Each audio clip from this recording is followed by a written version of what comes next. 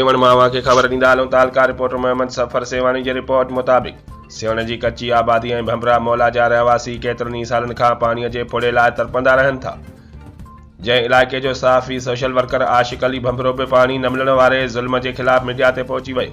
उन मौक़े ते सहाफ़ी सोशल वर्कर आशिक़ अली भंभरो पंहिंजे दास्तान खणी मीडिया अॻियां दाहींदे चयो त मां हर रोज़ु पाणीअ जे लाइ रोज़ानी सोशल मीडिया प्रिंट मीडिया ते हमेशह केतिरनि सालनि खां पाणीअ जे लाइ दाहूं कंदो रहां थो, पर पब्लिक हेल्थ जे ऑफिसरनि, चूंडियल नुमाइंदनि, काउंसलरनि ऐं म्यूनिसिपल कमेटी जे चेयरमैन कॾहिं बि तदारक न कयो ऐं असीं हितां जा कच्ची आबादीअ जा रहवासी मज़दूरी करे टैंकर ज़रिए पाणी भरींदा आहियूं, पर केर बि असां निंदणकी कच्ची आबादीअ जे रहवासियुनि जी सार नथो लहे।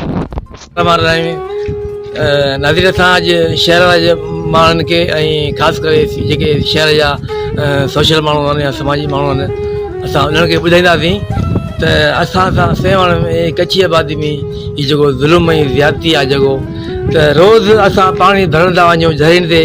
हाणे तव्हां मुंहिंजो ॾिसो न मां टैंकी पाणी ॾियारां थो, टैंकर 1100 रुपये में 2000 टैंकर में, हाणे उहो पाणी पीअण जे क़ाबिल न आहे।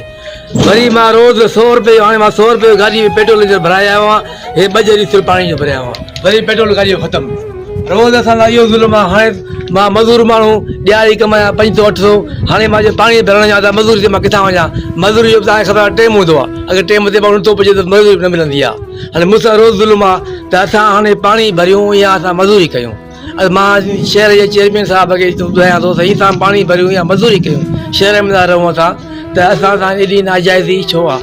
मुसलसल मां 3 सालनि खां वठी दाऊं पियो कयां, हिन महिल तव्हां नोटिस ॾिनो अथव पाणी जो, अगरि छाजे करे तव्हां हिकिड़ो ॾोह कयो आहे तव्हांजो। हाणे मूंखे पाणी न हुअण जे करे थो हे मुंहिंजी सॼी टांकी टुटी वई, अंधा अंधा हे मुंहिंजो 50-60 हज़ार ख़र्चु थियल हो, मुंहिंजी सॼी अंधा अंधा टांकी टुटी वई हाली सिर्फ़ु पाणी न हुअण जे करे। हा रोज़ु असां ज़ुल्म इहो आहे त असां हाणे असांजी हालत इहा आहे जो असां में ताक़त न रही आहे पाणी जी, जो टैंकर असां लारायूं। असां हाणे 100 रुपये में तव्हां ॿुधायो, हाणे 2 चरी पाणी जो भरिया हुआ, हाणे मां हिन सां वीजा या मां हिन मां असां कपिड़ा धोऊं या असां तड़ कयूं, तव्हां पाण ॿुधायो हिन मां छा थींदो? हाणे असां पियूं हिन मां या तड़ कयूं या कपिड़ा धोऊं, असां सां केॾो ज़ुल्म लॻो पियो आहे। बार बार शिकायत था कयो चेयरमैन साहिब खे, असां आसिफ़ शाह खे, बाबा असां ज़ुल्म लॻो पियो आहे, महिरबानी कयो असां सां इंसाफ़ कयो। असांजी पाणी हाणे पाणी हितां पूरी पिया, हे नलको लॻो पियो आहे, हे नलको लॻल आहे मुंहिंजो, मोटर लॻो पियो अंदरां, दरियाल पाणी न आहे हिन में। जॾहिं लेन बि पूरी लाइ गवर्नमेंट जो ख़र्चु थियो आहे, उनजे बावजूद पाणी नथो असां अचे।